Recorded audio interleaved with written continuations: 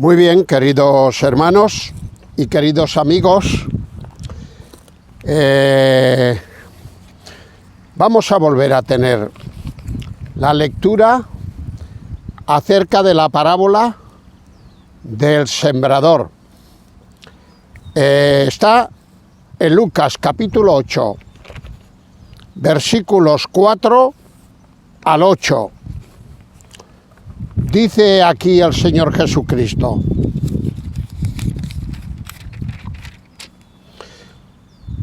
juntándose una gran multitud y los que de cada ciudad venían a él, les dijo por parábola: el sembrador salió a sembrar su semilla, y mientras sembraba, una parte cayó junto al camino, y fue hollada, y las aves del cielo la comieron.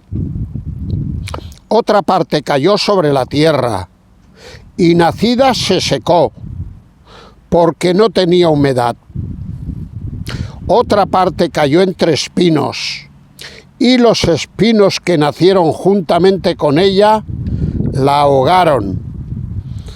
Y finalmente, versículo 8, y otra parte cayó en buena tierra, y nació y llevó fruto a 100 por 1.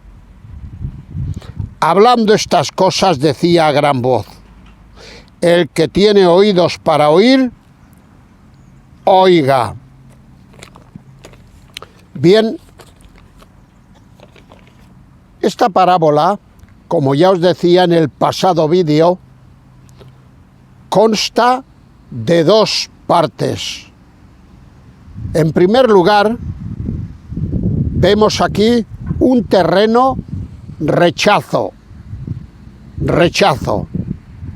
Y en la segunda parte, que veremos en el próximo vídeo, vemos un terreno receptor.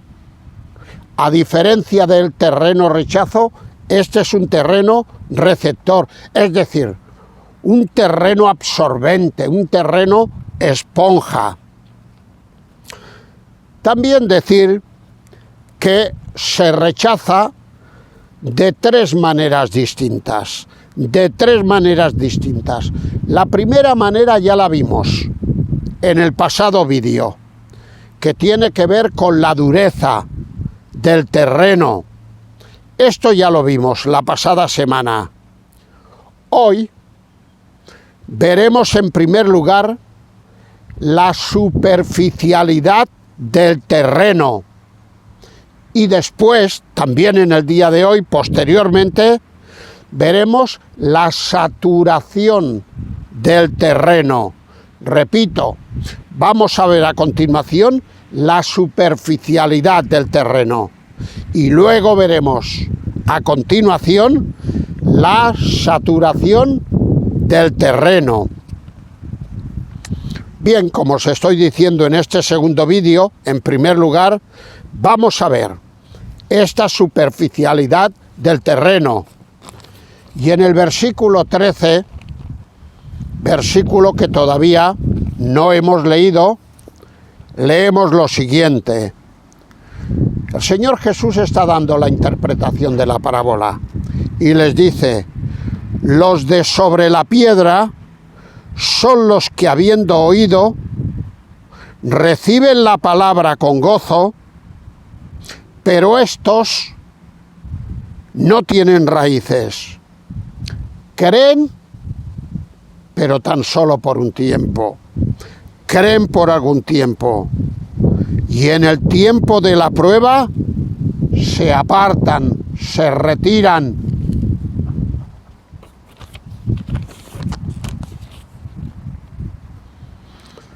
Por el relato de Mateo, ya que esta parábola se encuentra también en el Evangelio de Mateo, pues por el relato de Mateo sabemos que incluso brotó este tipo de terreno, brotó mucho antes que la cuarta semilla, que la del buen terreno, que fue la única semilla que cayó en tierra buena, y que la próxima semana nos ocuparemos de ello. Pues incluso antes que aquella semilla brotó esta, que nos estamos ocupando ahora, la superficialidad del terreno. Pero ¿qué ocurre? Ocurre que el arado de la convicción nunca hace un surco profundo en el corazón de estas personas. Las personas que el Señor dibuja aquí en este tipo de terreno, como acabo de decir, ese arado, ya que estamos hablando de surcos de siembra, ese arado de la convicción nunca hace un surco profundo en el corazón de estas personas. Por lo tanto, la semilla que se ha sembrado en el corazón de estas personas nunca puede arraigarse. ¿Y qué ocurre con ella? Pues que cuando llegan los vendavales y tempestades de la propia vida, porque no olvidemos que toda vida de toda persona, a lo largo de ella, sufre muchos vendavales y muchas tempestades, pues cuando llegan estos vendavales de la propia vida de la persona, o tal vez por causa de la familia que no acepta que te hayas convertido al Señor, y te insultan, y en fin, casi te quieren echar de casa, o de los propios amigos, porque claro, yo recuerdo cuando me convertí al Señor hace ya casi 60 años, y los amigos que tenía, los amigos de la calle, los amigos del deporte, porque como ya sabéis yo era deportista, cuando se enteraron de esto prácticamente me dieron la espalda. Y esto me pasó con los amigos, incluso con la familia, que no me lo aceptó. De momento ni mis padres ni mis hermanos me lo aceptaron, aunque con el paso de los años todos ellos también se entregaron al Señor, pero originalmente se opusieron a todo esto. Algunas porciones que nos van a ejemplificar esto que estoy diciendo.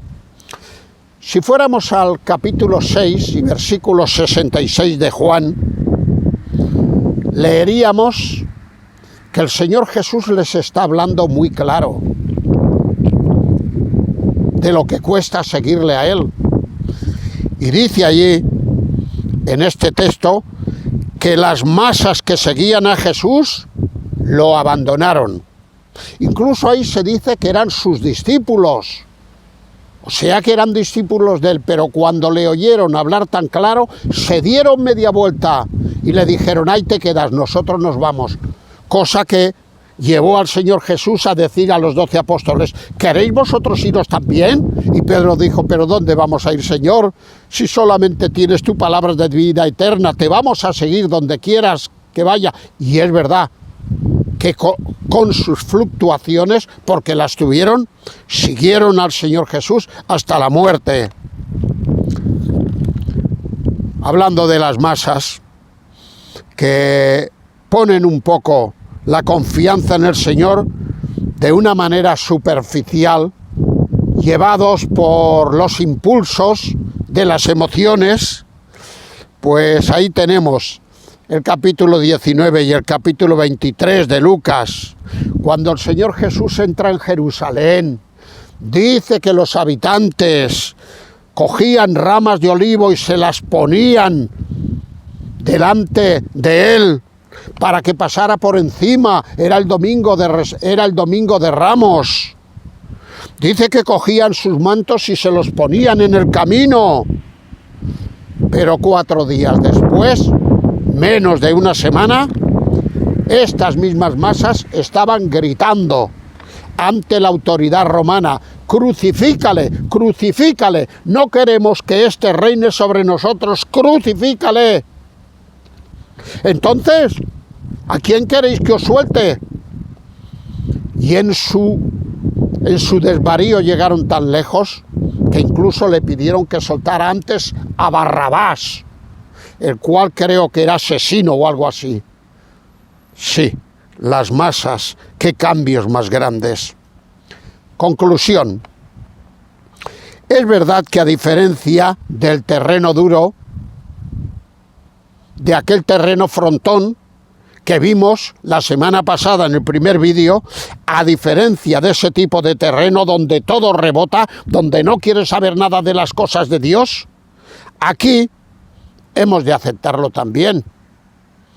Este terreno ni cierra sus oídos, ni hay una mala actitud contra el terreno, contra el Señor, contra el sembrador, no. Pero este tipo de fe, la fe que ponen aquí, creen por algún tiempo, pero en el tiempo de la prueba se alejan. Pero este tipo de fe ni es una fe duradera, ni conduce a ninguna parte. Sí, creen por algún tiempo y en el tiempo de la prueba se apartan. En el tiempo de la prueba. Porque no nos olvidemos, queridos hermanos, especialmente para nosotros va esta recomendación. No nos olvidemos que la prueba forma parte del plan de Dios para nuestras vidas. ¿Y sabéis por qué?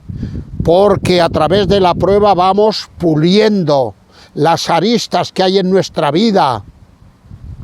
Vamos puliendo las cosas malas. La prueba nos lleva a Dios si la sabemos afrontar.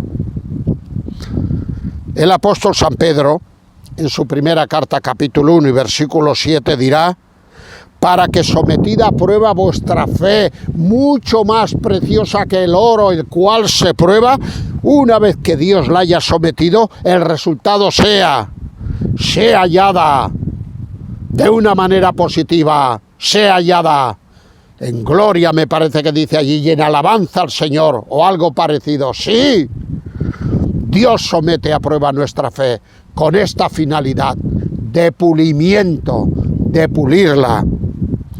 Y el apóstol San Pablo, cuando formaba iglesias, lo primero que se encargaba de decirles es lo siguiente: es necesario que a través de muchas tribulaciones entremos en el reino de Dios. No penséis que esto va a ser un camino de rosas.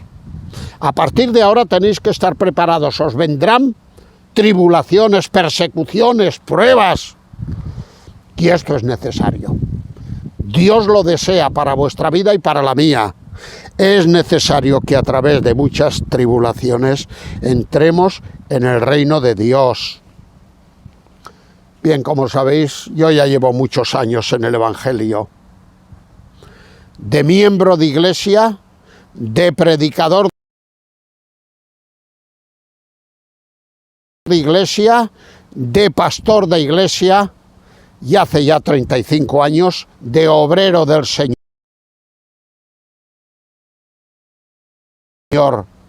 en las iglesias. Y os tengo que decir una cosa: la de personas que estos ojos las vieron convertirse, o por lo menos eso decían ellas, las vieron convertirse al Señor, le siguieron fieles durante algún tiempo, pero luego, cuando vino el tiempo de la prueba, se dieron media vuelta y se volvieron al mundo. No lo puedo evitar, y no es adulación, pero hoy tengo conmigo, el que me está grabando es mi querido hermano Pepet. Es una de las personas más queridas en esta iglesia, por no decir la que más, y él lleva ya más de 30 años con toda su familia convertido al Señor.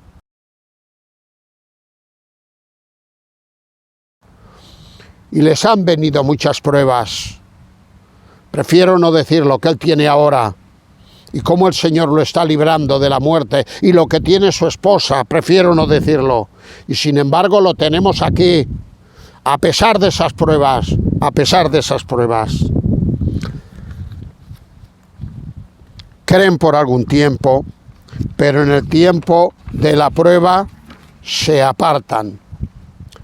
Bien, en este segundo terreno tenemos aquí un tipo de personas muy emocionales. Sí, son personas muy emocionales que rápidamente escuchan la palabra de Dios que es sembrada en este terreno y se vienen arriba y enseguida levantan las manos y dicen: Señor, yo te quiero aceptar como Salvador mío.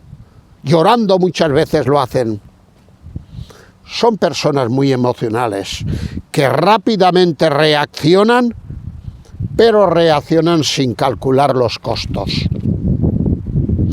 Y es que, queridos hermanos y queridos amigos, ya es buena esta buena actitud ante la siembra de la palabra en nuestros corazones. Ya es buena esta reacción emocional, que no solo nos emocionemos viendo jugar a fútbol o viendo una película o lo que sea, sino que tengamos la capacidad de emocionarnos cuando escuchamos la palabra de Dios. Ya es bueno esto. Pero también es bueno que calculemos los costos. Porque muchas veces a las primeras de cambio decimos sí y a las segundas de cambio el sí lo convertimos en no. Y esto es lo triste. En Lucas capítulo 9, versículos 57 y 58, tenemos la irrupción de una persona que le dice al Señor: Señor, te seguiré a donde quiera que vayas. Caramba, si nos quedamos con estas palabras solo, menuda maravilla de hombre, menuda maravilla de dependencia de Dios, menuda maravilla de fe. Señor, yo estoy dispuesto a seguirte donde vayas. Y el Señor, que conocía el trasfondo de su corazón, pasa a puntualizar o a advertirle y le dice: ¿tú me quieres seguir? ¿Tú quieres unir tu suerte a la mía? Lo veo muy bien, pero tienes que saber esto. Las aves, que son criaturas inferiores, tienen nidos. Los animales del campo, que son criaturas inferiores a la creación del ser humano de Dios, tienen sus guaridas. Sin embargo, yo, al que tú dices que me quieres seguir, no tengo donde recostar mi cabeza. Por lo tanto, si quieres unir tu suerte a la mía, ya sabes lo que te espera. Y por lo que sigue, a partir de este momento, deducimos que a este hombre no le interesó demasiado. Aquel te seguiré donde quiera que vayas, rápidamente lo cambió. Porque luego el Señor Jesucristo sigue preguntando. Y le dice: ¿tú me quieres seguir? Eso se lo dice a otro. Y aquel dice: sí, Señor, sí, pero déjame que primero haga esto. Luego le dice a otro: ¿tú también me quieres seguir? Sí, pero déjame que primero también haga esto. Y el Señor les puntualiza: ya tendrás tiempo de hacer esto, ya tendrás tiempo de enterrar a tu padre, ya tendrás tiempo de disfrutar con tu esposa que te acabas de casar, pero primero soy yo, primero son mis cosas, primero es el reino de Dios. Y sospechamos que siguieron el mismo camino que el primero, porque luego el Señor Jesús termina con estas palabras: cualquiera que pone su mano en el arado y mira para atrás, no es digno, que parece ser que es lo que hicieron estos tres. Yo les llamo estos tres espontáneos. Sin embargo, queridos hermanos y queridos amigos, qué distinta es aquella otra persona que aparece en el Salmo primero y versículo 3. Dice que es una persona que está leyendo la palabra cada día. Está leyendo la palabra. Y aquel que lee la palabra con fe, al final recibe la bendición. Y ese árbol del que se habla aquí en este Salmo 1 es plantado, es enterrado, es regado por el riego de la palabra y la oración. Y al final ocurre que da mucho fruto, Finalmente, vamos a la tercera o al tercer tipo de terreno. Saturación del terreno. Sí, saturación. Vamos a leer nuestro versículo 14, Lucas 8, 14. Dice el Señor Jesucristo explicando la parábola: la que cayó entre espinos, estos son los que oyen, pero oyéndose son ahogados por los afanes y las riquezas y los placeres de la vida, y no llevan fruto.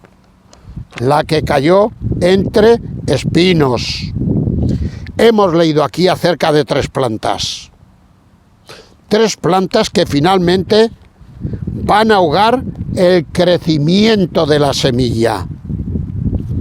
La primera parte, o la primera planta, los afanes de este mundo. Dirá el Señor Jesucristo en Mateo capítulo 6, no os afanéis por vuestra vida, qué habéis de comer, qué habéis de beber, o por vuestro vestido. ¿No sois vosotros más que las aves? Y sin embargo el Señor les da todo esto, ¿cuánto más a vosotros? Hombre, por favor, si habéis confiado en mí. ¿Qué no sabéis que todo esto, por lo que no tenéis que afanaros, es lo que los gentiles, es lo que las gentes que no me han conocido a mí como su Salvador buscan? Pero vosotros sois creyentes, hombre, por favor, no os afanéis.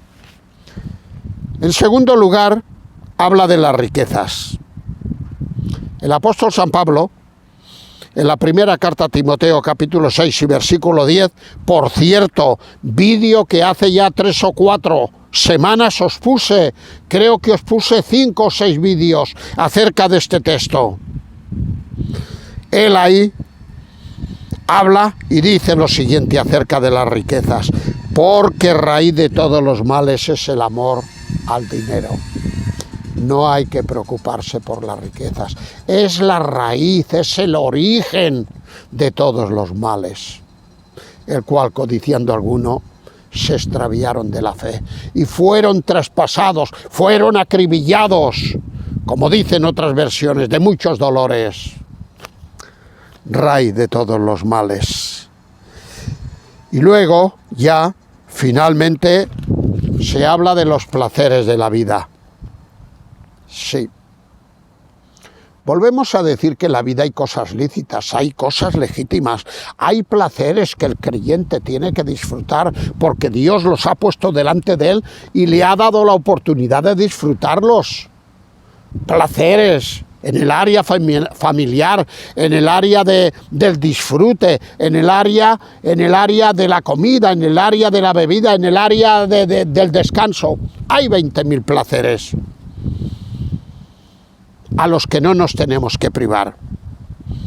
Pero aquí, y por el contexto, estamos pensando en los placeres de la vida como vidas disolutas, que esto es distinto, ¿eh? Vidas sensuales, que solamente están pensando en esto, como si no hubiera otra cosa más en la vida. Ahí tenemos a Herodes. Marcos capítulo 6, versículo 18 al 20. Dice que el rey Herodes era uno de estos. Había tomado por mujer a una mujer que no era la suya. Era la mujer de su hermano Felipe. Y esta mujer se llamaba Herodías, una mala mujer. Luego, las cosas acabaron como acabaron, muy mal para él, porque Juan el Bautista lo reprendía y le decía una y otra vez: no te es lícito tener a tu cuñada por mujer. Y Herodes, que tenía todo el poder, trinaba y decía: este lo mataría yo. Pero a continuación dice que Herodes lo admiraba, que no se atrevía a tocarlo, porque lo admiraba, porque era tal vez el único hombre honesto que tenía en su reino, que decía todas las verdades, por muy rey que fuera él. Sí. Sigamos, son estas 3 plantas que estamos abordando en las vidas de muchas personas que reclaman más y más terreno, llegando a necesitar para ellas tanto terreno que finalmente ahogan cualquier otra semilla sembrada. Aquí esto está lleno, no sé si se verá en el vídeo, pero está lleno de hierbas, de plantas, de cardos, hay todo ahí a mi alrededor. Sí, queridos todos, son 3 plantas que se apoderan del terreno. Quiero hacer finalmente una comparación. Y es que mientras en el segundo terreno que hemos visto las piedras impidieron que prosperara la raíz, aquí tenemos un campo lleno de piedras. Por eso he querido grabar aquí. Por eso está lleno de piedras. Y encima de las piedras lo único que hay es cardos, no hay otra cosa. Mientras que en el segundo terreno las piedras impidieron que prosperara la raíz, en este segundo caso son los espinos que impiden que prospere el fruto. Tengo hecha una fotografía en medio de un terreno y donde los espinos son tan altos que impiden que el fruto prospere. Y la pondré porque me veréis a mí detrás de los espinos. Me veréis que asomo la cabeza. Pues la pondré.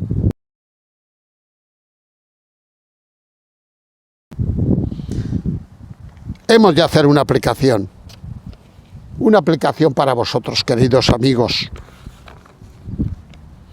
¿A qué terreno perteneces tú? ¿Cuáles son las prioridades de tu vida?